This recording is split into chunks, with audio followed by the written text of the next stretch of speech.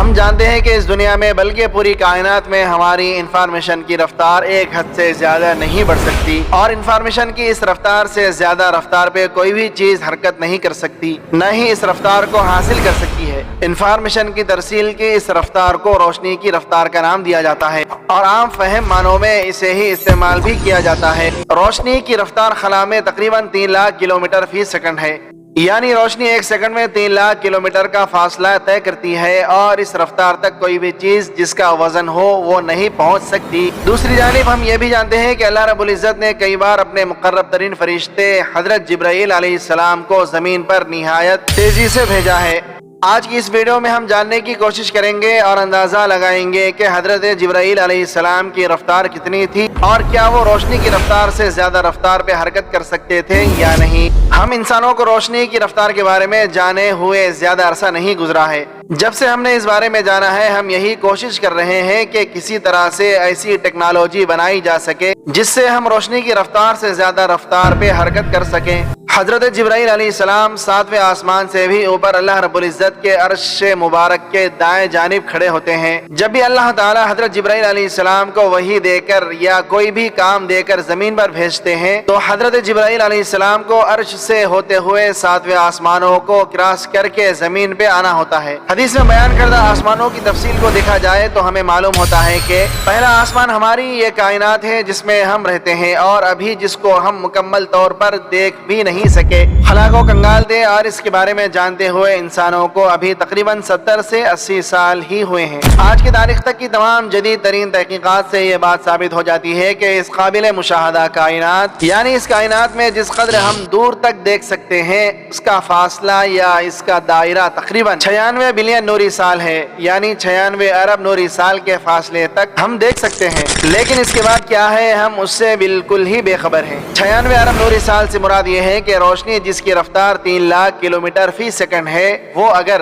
اسی رفتار پہ 96 ارب سال تک سفر کرے تو اس بڑے دائرے کے اندر جو بھی چیز موجود ہوگی اسے ہم دیکھ سکتے ہیں، لیکن اس سے آگے دیکھنا ہماری ٹیکنالوجی کے بس سے باہر ہے۔ یہ کائنات اس قدر بڑی اور وسیع و عریض ہے کہ ابھی تک اس قابل مشاہدہ کائنات کو جو 96 ارب نوری سال کے دائرے میں پھیلی ہوئی ہے، ہم اس کائنات کے صرف اور صرف 4% حصے کے بارے میں ہی جانتے ہیں۔ اس کائنات کا 96% حصہ ابھی تک ہم سے اوجھل ہے۔ یہاں پہ یاد رکھیے گا کہ ہم اس کائنات کی بات کر رہے ہیں جہاں تک اس کائنات میں ہم دیکھ سکتے ہیں۔ اس سے آگے یہ کائنات کس قدر بڑی اور وسیع و عریض ہے اس کے بارے میں تو ہمارا وہم اور گمان بھی نہیں پہنچ سکتا۔ کائنات کا وہ حصہ جسے ہم دیکھ سکتے ہیں، اس کے بارے میں ابھی تک ہم 96% سے زیادہ حصے کے بارے میں کچھ نہیں جانتے، جبکہ یہ پہلا آسمان ہے، اور پہلا آسمان ہی وسعت میں اس قدر زیادہ بڑا ہے کہ جس میں دیکھے جانے کے قابل حصہ بھی اس قدر بڑا ہے کہ سفر کرنے کے لیے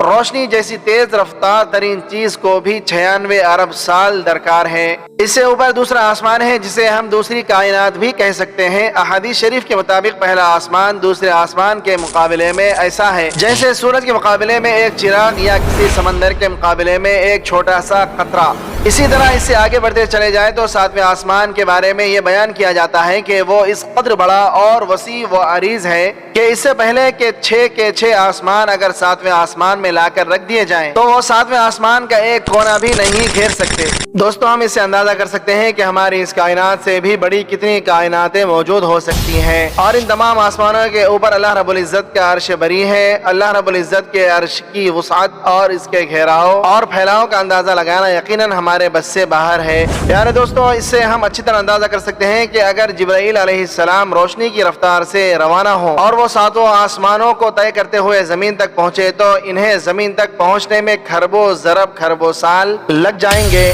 دوسری جانب اس سیرت کے بارے میں پڑھیں تو ایک حدیث شریف میں موجود ہے کہ جب غزوہ احد میں نبی کریم صلی اللہ علیہ وآلہ وسلم کو ایک کافر کا پھینکا ہوا پتھر لگا تو نبی کریم صلی اللہ علیہ وآلہ وسلم کے 2 دانت مبارک شہید ہو گئے۔ ان دانتوں سے نکلنے والا خون کا قطرہ جب زمین کی جانب گرنے لگا تو اللہ رب العزت نے حضرت جبرائیل علیہ السلام کو حکم دیا کہ میرے محبوب کے خون کا قطرہ زمین پر گرنے سے پہلے وہاں پر پہنچ جاؤ اور اس قطرے کو اپنی ہتھیلی پہ لے لو۔ ایک نارمل انسان کا قد کتنا ہوتا ہے، اور اگر اس کے چہرے سے خون کا ایک قطرہ زمین پر گرے تو اس کے لیے کتنا وقت لگتا ہے۔ حضرت جبرائیل جبرائیل علیہ السلام نے ان 7 آسمانوں کو پلک جھپکنے سے بھی کم عرصے میں طے کر لیا جتنے عرصے میں نبی کریم صلی اللہ علیہ وآلہ وسلم کے خون کا قطرہ زمین پر گرنے والا تھا۔ اور ان تمام آسمانوں اور کائناتوں کو طے کرتے ہوئے حضرت جبرائیل علیہ السلام نے خون کے اس قطرے کو اپنی ہتھیلی پہ لے لیا۔ یہاں سے اندازہ لگانا بے حد آسان ہے حضرت جبرائیل علیہ السلام کی رفتار کس قدر زیادہ ہے۔ نبی کریم صلی اللہ علیہ وآلہ وسلم کا فرمان مبارک ہے کہ جب میں معراج پر گیا اور پھر وہاں سے واپس آیا تو اتنے عرصے میں میرا بستر جسے میں گرم چھوڑ کر اٹھا تھا وہ بھی ٹھنڈا نہیں ہوا تھا، اور دروازے کی زنجیر بھی ابھی تک ایسے ہی ہل رہی تھی جیسے میں اسے ہلتا چھوڑ کر معراج پر گیا تھا۔ نبی کریم صلی اللہ علیہ وآلہ وسلم نے معراج پر جاتے ہوئے مکہ سے مسجد اقصی تک کا فاصلہ طے کیا اور وہاں پہ تمام انبیاء اکرام علیہم السلام کی امامت کروائی، اور اس کے بعد 7 آسمانوں کی سیر کی اور ہر آسمان پر مختلف انبیاء سے ملاقات بھی کی، پھر جنت اور جہنم کی سیر کی اور عرش مبارک پر بھی تشریف لے گئے اور وہاں سے پھر زمین پر واپس بھی آئے۔ اس تمام کارروائی میں دنیاوی لحاظ سے چند لمحے بھی نہیں لگے۔ اب ہم جان گئے ہیں کہ اللہ رب العزت کی قدرت کے سامنے اور جو قدرت انہوں نے جبرائیل علیہ السلام کو عطا فرما رکھی ہے اس کے سامنے زمین و آسمان کے اربوں کھربوں نوری سال کے فاصلے محض ایک لمحے کی حیثیت بھی نہیں رکھتے۔ اس لیے ہمارا ماننا ہے کہ انسان جتنی مرضی ترقی کر لے مگر انسان کبھی بھی روشنی کی رفتار سے زیادہ رفتار پر سفر کرنے کے قابل نہیں ہو سکے گا۔ پیارے دوستو، یہ تھی ہماری آج کی ویڈیو۔ اس حوالے سے آپ دوستوں کی رائے کیا کہتی ہے کمنٹ میں ہمیں ضرور بتائیے گا۔